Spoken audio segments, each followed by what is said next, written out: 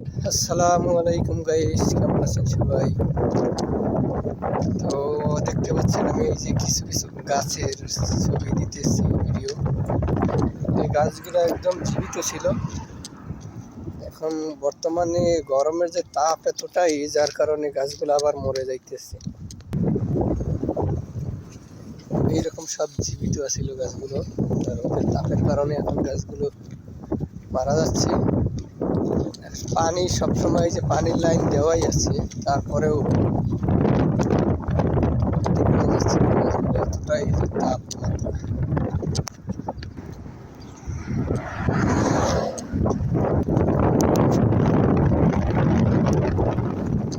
আসলে তাপমাত্রা কিন্তু বেশি না, আমাদের দেশের থেকে একটু বেশি। কিন্তু এখানে তাপটা বেশি লাগার কারণ হচ্ছে এখানে তেমন কোনো গাছপালা নেই, যার কারণে তাপটা লাগে হচ্ছে ডাবল।